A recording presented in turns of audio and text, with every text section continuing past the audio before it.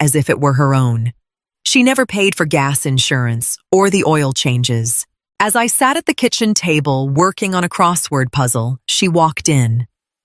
Without saying hello, she reached for the small wooden bowl on the entryway table where I usually kept my keys. Her hand hit the bottom of the empty bowl.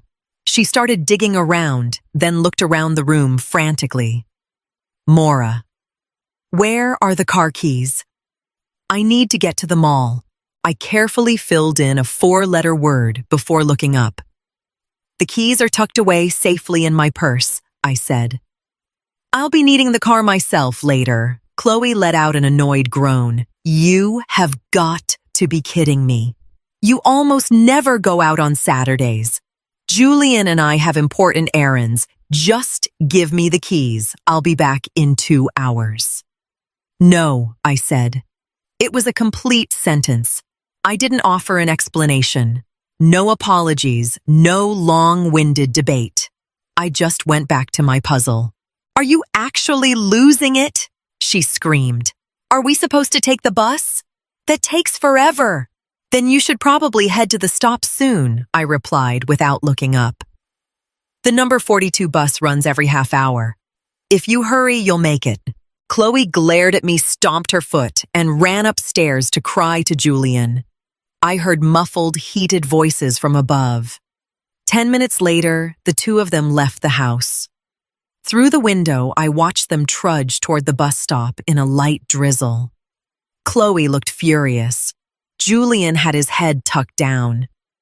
I took a long sip of my warm coffee. The car was safe in the garage, and it was going to stay there until I felt like driving it. It felt wonderful. Sunday afternoon, the doorbell rang. I wasn't expecting anyone. When I opened it, Chloe's parents, the Millers, were standing on the mat with big smiles and a box from a bakery. Happy Sunday, Maura. We're here for coffee, Mrs. Miller chirped. Before I could say a word, Chloe flew down the stairs.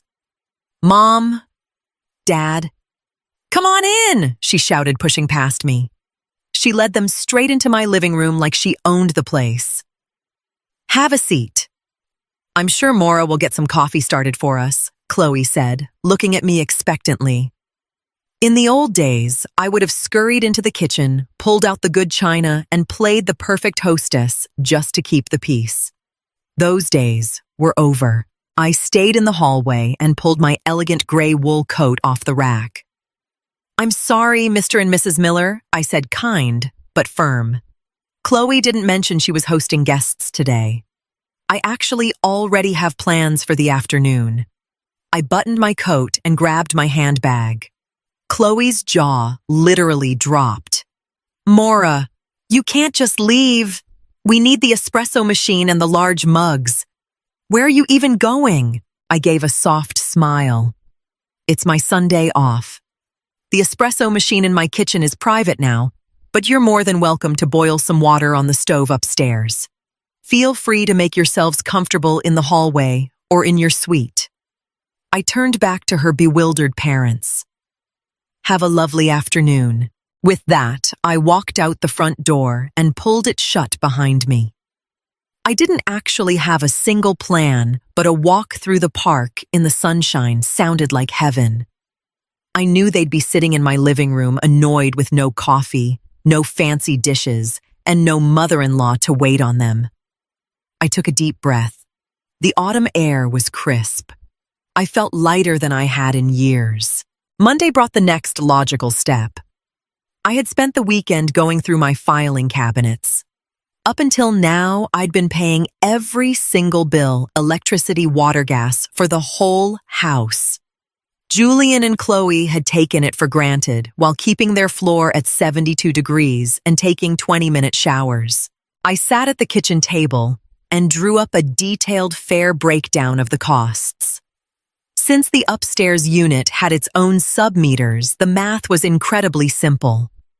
I wrote it all out on a clean sheet of paper. That evening, I knocked on their door upstairs. Julian opened it, looking exhausted. Hey, Mom. What's up? He asked tentatively. I handed him the paper. This is your monthly bill for utilities. Since you're both working full-time and living your own lives, it's only fair you carry your own weight. Please have the transfer in my account by the 5th of every month. Chloe appeared behind him and snatched the paper. Her eyes bugged out at the total. $300. This is a scam. You're trying to kick us out of our own home. This isn't your home, Chloe, I said in a calm, flat voice. It's my home. You are guests living here for free. I'm not even charging you rent, just the actual costs of what you consume. If it's too expensive, you should turn down the heat or find an apartment that fits your budget better. Julian tried to play peacemaker. Mom, can't we talk about this? The money is a little tight right now. Is a little tight. I looked my son in the eye. You're a grown man, Julian. You have a good job. It is no longer my responsibility to subsidize your lifestyle. The choice is yours. I turned and walked back downstairs. No more debating. I hadn't made any legal threats. I just introduced them to the reality of being an adult. The cold water of the real world was going to hit them very soon. Wednesday morning, a large delivery truck pulled up at the curb. Two burly guys hopped out and opened the back. They started sliding out a massive modern navy blue velvet sectional. I stood in the doorway and knew exactly what was happening. Chloe had mentioned several times that my classic leather sofa was too old-fashioned. She had obviously decided to replace it on her own, assuming I'd just roll over once it was in the room. Chloe came racing down the stairs with a triumphant grin. Surprise, I thought we'd spruce up the living room. You can just put that old leather thing out on the curb for the trash. She tried to push past me to show the movers where to go. I planted myself firmly in the door frame. Morning, I called out to the delivery drivers. Do you have the paperwork for this? The driver nodded and handed me his clipboard. The address was right, but the name on the order was Chloe's. I'm so sorry you guys had to drive all this way, I said politely. But the person who ordered this is a tenant in the upstairs suite. This sofa won't fit through that narrow stairwell, and there is absolutely no room for it in my downstairs living area. Chloe's eyes went wide. Are you crazy? I bought that sofa. It's going in the living room, I looked at her coolly. My living room, my furniture. You didn't ask permission. It's not coming inside. I turned back to the driver. You can take it back. Delivery refused.